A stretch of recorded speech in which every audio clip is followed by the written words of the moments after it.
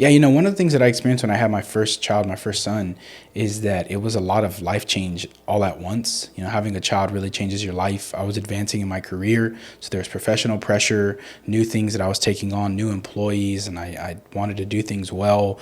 And then, you want to continue to date your wife and be present at home and juggle all those things. And no one really talks about the mental pressure and stress that even just becoming a dad has on you, because it's a very important thing and you value it, and so you want to preserve it. So I had made a lot of commitments to myself that I was going to be present in the home, and I was going to juggle work but not bring it home, and I was going to be all that I could be for my wife and be the man that I wanted my son to be and all these things.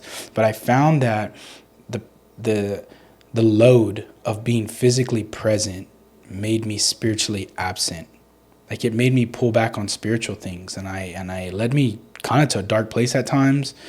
It led me to have to figure some things out, put the right people in my life, because I began to internalize everything.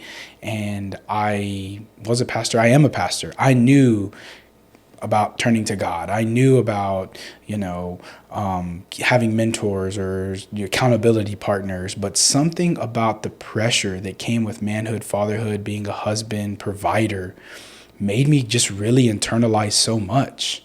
And the more present I was physically, the more absent I was spiritually.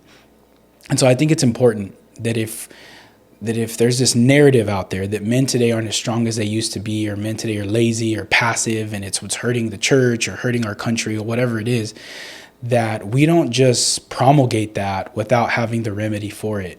That local churches need to be able to pastor men, meet them where they are, have hard conversations, talk about the darkness, talk about internalizing things, the pressure of fatherhood, husband, provider, protector, all the while trying to fulfill all these roles that we have in the local church, like leading, giving more, serving more, demanding more.